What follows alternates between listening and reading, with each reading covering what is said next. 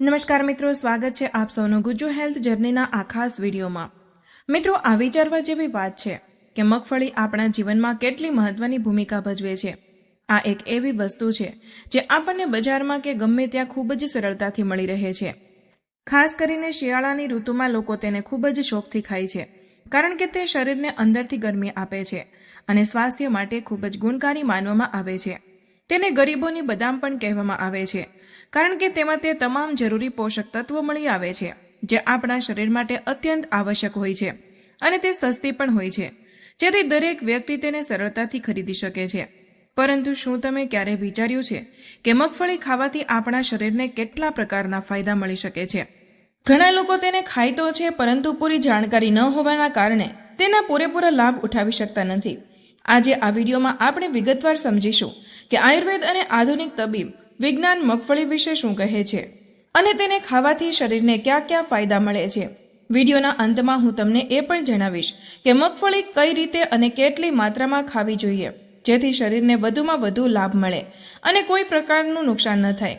ખાસ કરીને ડાયાબિટીસના દર્દીઓ માટે આ વિડીયો ખૂબ જ કામનો છે, કારણ કે તેમના માટે મગફળીનું સેવન વધુ ફાયદાકારક સાબિત થઈ શકે છે। તો ચાલો સમય બગાડ્યા વગર આ વિડીયોની શરૂઆત કરીએ। વિડીયોમાં આગળ વધતા પહેલા કમેન્ટ કરીને મને એ પણ ચોક્કસ જણાવજો કે તમે મને ક્યાંથી જોઈ રહ્યા છો। શું તમે અમદાવાદ, સુરત, રાજકોટ, વડોદરા કે ભારતની બહાર કોઈ બીજા દેશમાંથી જોડાયેલા છો?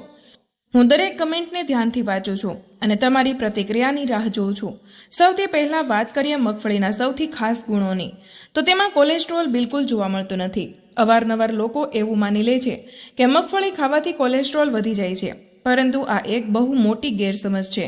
સાચો તો એ છે કે મગફળીમાં કોઈ પણ પ્રકારનું ખરાબ કોલેસ્ટ્રોલ એટલે કે એલડીએલ હોતું નથી, બલકે તે આપણા શરીરમાં સારા કોલેસ્ટ્રોલ એટલે કે એચડીએલને વધારવામાં મદદ કરે છે અને ખરાબ કોલેસ્ટ્રોલને ઓછું કરવામાં સહાયક થાય છે।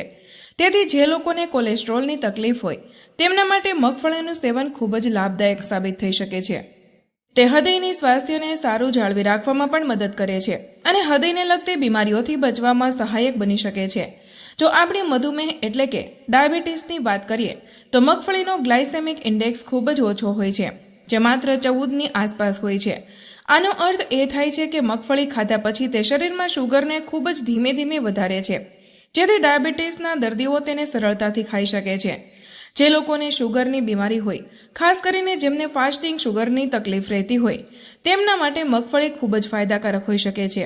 તે માત્ર શુગરને કંટ્રોલમાં કરવામાં મદદ નથી કરતી, પરંતુ શરીરને સારી માત્રામાં એનર્જી પણ આપે છે, જેનાથી વ્યક્તિ આખો દિવસ પોતાને એક્ટિવ અનુભવે છે। જો તમે શરીરમાં તાકાત વધારવા માંગો છો તો મગફળી તમારા માટે એક ખૂબ જ સારો વિકલ્પ હોઈ શકે છે। જો આપણે પ્રોટીનની માત્રાની વાત કરીએ તો 100 ગ્રામ મગફળીમાં લગભગ 26 ગ્રામ પ્રોટીન જોવા મળે છે, જે ઘણું વધારે કહેવાય। ઉદાહરણ તરીકે, જો તમે 100 મિલીલીટર દૂધ પીવો છો તો તેમાં મળતા પ્રોટીનની સરખામણીમાં મગફળીમાં લગભગ 8 ગણું વધારે પ્રોટીન હોય છે। તેવી જ રીતે એક ઈંડામાં જેટલું પ્રોટીન હોય છે, મગફળીમાં તેનાથી લગભગ 2 ગણું પ્રોટીન હાજર હોય છે। પ્રોટીન આપણા શરીરના સ્નાયુઓ અને પેશીઓને મજબૂત બનાવવામાં મદદ કરે છે, મહત્વની ભૂમિકા ભજવે છે, જેનાથી માત્ર શરીરની તાકાત જ નથી વધતી, પરંતુ શરીરની સહનશક્તિ પણ સારી થાય છે। આ ઉપરાંત મગફળી કેલ્શિયમથી ભરપૂર હોય છે, જે આપણા હાડકાં અને દાંત માટે ખૂબ જ જરૂરી હોય છે। કેલ્શિયમની ઉણપ હોવા પર હાડકાં નબળા પડી જાય છે, દાંત જલ્દી ખરાબ થવા લાગે છે અને ત્યાં સુધી કે ચેતાતંત્ર એટલે કે નર્વસ સિસ્ટમ પર પણ તેની ખરાબ અસર પડી શકે છે। કેટલાક કિસ્સાઓમાં હૃદયના ધબકારા પણ અસામાન્ય થઈ શકે છે, પરંતુ જો તમે નિયમિત રીતે મગફળીનું સેવન કરો છો તો શરીરને પૂરતી માત્રામાં કેલ્શિયમ મળતું રહે છે, જેનાથી આ તમામ સમસ્યાઓથી બચાવ કરી શકાય છે અને હાડકાં મજબૂત બની રહે છે। મગફળીમાં રહેલું આયર્ન શરીરમાં હિમોગ્લોબિન વધારવામાં મદદ કરે છે, જેનાથી લોહીની ઉણપની સમસ્યા દૂર થઈ શકે છે। આ જ કારણ છે કે એનેમિયા એટલે કે લોહીની ઉણપથી પરેશાન લોકોને મગફળી ખાવાની સલાહ આપવામાં આવે છે। જ્યારે શરીરમાં હિમોગ્લોબિનની માત્રા વધે છે ત્યારે શરીરને વધુ ઉર્જા મળે છે અને વ્યક્તિ પોતાને વધુ સક્રિય અનુભવે છે। આ જ કારણે મગફળીને તાકાત આપનારો ખોરાક પણ માનવામાં આવે છે। મગફળીમાં વિટામિન B3 પણ સારી માત્રામાં જોવા મળે છે, જે આપણી ત્વચા અને માનસિક સ્વાસ્થ્ય પર ખૂબ જ લાભદાયી હોય છે। જો તમારી સ્કિન રૂખી થઈ ગઈ છે, તેના પર લાલ દાણા કે ખંજવાળ આવી રહી છે, તો મગફળીનું સેવન આ સમસ્યાઓને ઓછી કરવામાં મદદ કરી શકે છે। વિટામિન B3 માત્ર સ્કિનને હેલ્ધી નથી જાળવી રાખતું, પરંતુ મગજને તેજ કરવામાં પણ મદદ કરે છે. તે ડિપ્રેશન અને માનસિક તણાવને ઓછો કરવામાં પણ સહાયક થાય છે. આ ઉપરાંત જો કોઈને વારંવાર માથાનો દુખાવો થાય છે અથવા પાચન સંબંધિત પરેશાનીઓ હોય છે તો મગફળીનું સેવન કરવાથી આ સમસ્યામાં પણ રાહત મળી શકે છે. મગફળીમાં ઘણા એવા પોષક તત્વો જોવા મળે છે જે શરીરના સંપૂર્ણ સ્વાસ્થ્ય માટે ખૂબ જ ફાયદાકારક હોય છે. આમાંથી જ એક જરૂરી પોષક તત્વ વિટામિન B9 હોય છે, જેને ફોલિક એસિડ પણ કહેવામાં આવે છે. તે લાલ રક્તકણોના નિર્માણમાં મહત્વની ભૂમિકા ભજવે છે. જો શરીરમાં આ વિટામિનની ઉણપ થઈ જાય તો લોહીની માત્રા ઓછી થવા લાગે છે, જેનાથી વ્યક્તિને જલ્દી થાક અનુભવાય છે, શ્વાસ લેવામાં તકલીફ થઈ શકે છે અને ધ્યાન કેન્દ્રિત કરવામાં પણ મુશ્કેલી પડી શકે છે. ઘણીવાર લોકો નાની નાની વાતોને યાદ રાખી શકતા નથી અથવા થોડું કામ કરવા છતાં નબળાઈ અનુભવે છે. આનું એક મોટું કારણ શરીરમાં ફોલિક એસિડની ઉણપ હોઈ શકે છે. પરંતુ જો તમે નિયમિત રીતે મગફળી ખાઓ છો તો આ વિટામિનની ઉણપ પૂરી થઈ જાય છે અને શરીરમાં એનર્જીનું સ્તર જળવાઈ રહે છે. ખાસ કરીને સગર્ભા સ્ત્રીઓ માટે આ વિટામિન ખૂબ જ જરૂરી હોય છે, કારણ કે તે બાળકના સાચા વિકાસમાં મદદ કરે છે. તેથી મહિલાઓએ મગફળીને પોતાના દરરોજના આહારમાં ચોક્કસ સામેલ કરવો જોઈએ.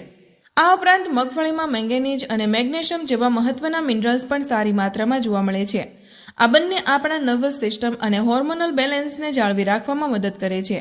તેમની હાજરી મગફળીને એક પ્રકારનું સુપરફૂડ બનાવી દે છે. મેગ્નેશિયમ શરીરમાં 300થી પણ વધુ એન્ઝાઇમેટિક પ્રક્રિયાઓને નિયંત્રિત કરવામાં મદદ કરે છે અને હાડકાને મજબૂત બનાવવાની સાથે સ્નાયુઓના વિકાસમાં પણ સહાયક થાય છે. જ્યારે મેંગેનીઝ શરીરમાં એન્ટીઓક્સિડન્ટનું સ્તર વધારે છે, જેનાથી કોષોનું સમારકામ થાય છે અને જલ્દી વૃદ્ધત્વ આવવાની શક્યતા ઓછી થઈ જાય છે.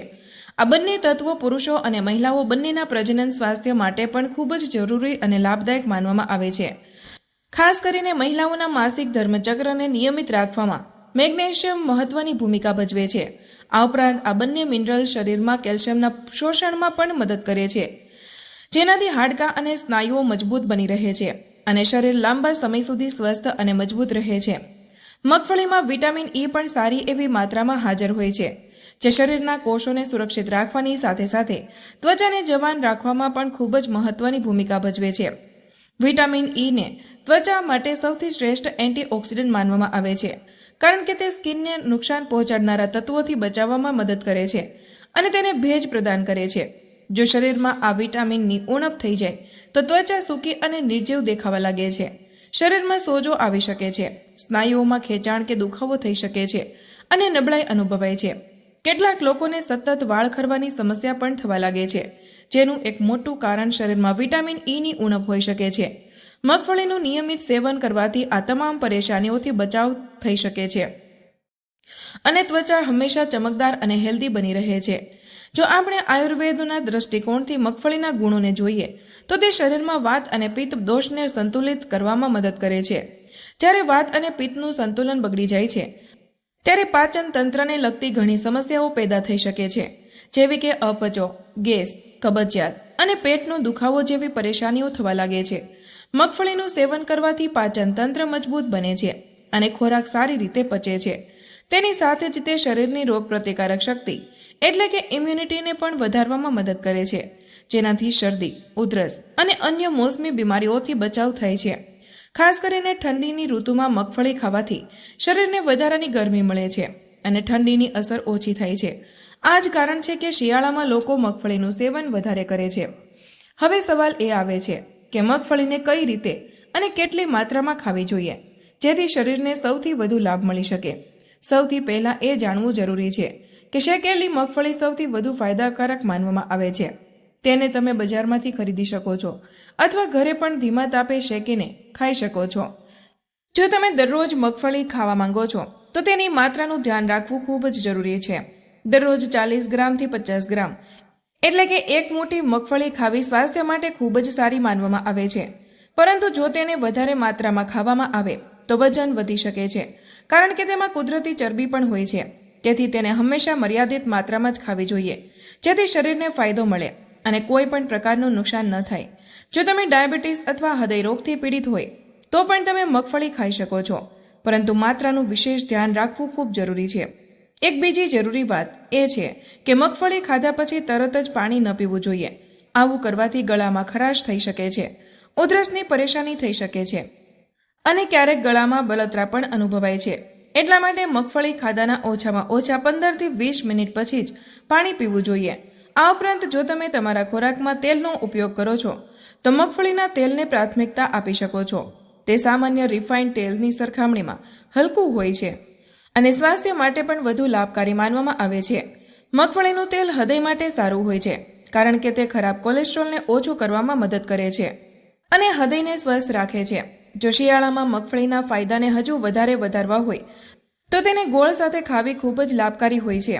ગોળ અને મગફળી બંને શરીરને ગરમી આપે છે અને ઠંડીમાં શરીરને અંદરથી મજબૂત બનાવે છે. આ મેળ માત્ર સ્વાદનો જ સારો નથી હોતો પરંતુ સ્વાસ્થ્ય માટે પણ ખૂબ જ ફાયદાકારક હોય છે. ખાસ કરીને જે લોકોને લોહીની ઉણપ હોય તેમના માટે ગોળ અને મગફળીનું સેવન ખૂબ જ ઉપયોગી સાબિત થઈ શકે છે કારણ કે આ બંને મળીને હિમોગ્લોબિન વધારવામાં મદદ કરે છે અને શરીરને તાકાત આપે છે. તો મિત્રો, હવે તમે મગફળીના અનેક ફાયદાઓ વિશે જાણી ચૂક્યા છો. જો તમે અત્યાર સુધી તેને સાચી રીતે તમારા આહારમાં સામેલ નહોતા કરી રહ્યા તો આજથી જ તેને અપનાવવાનું શરૂ કરો અને તમારા શરીરને હેલ્ધી અને મજબૂત બનાવો. આ એક સસ્તી અને પોષક તત્વથી ભરપૂર વસ્તુ છે જેને દરેક વ્યક્તિ સરળતાથી પોતાના ભોજનમાં સામેલ કરી શકે છે. તો મિત્રો, આજનો વિડીયો અહીં પૂર્ણ કરીએ છીએ. આજની આ માહિતી તમારા દિલને સ્પર્શી હોય તો આ વિડીયોને એક લાઇક જરૂર કરજો કારણ કે તમારી એક લાઇક અમને વધુ મહેનત કરવાની પ્રેરણા આપે છે. આ માહિતીને તમારા સુધી સીમિત ન રાખતા અત્યારે જ તમારા મિત્રો અને પરિવાર સાથે શેર કરો. તમારો એક શેર કોઈ માણસને મુસીબતથી બચાવી શકે છે અને તેમના આશીર્વાદ તમને મળશે.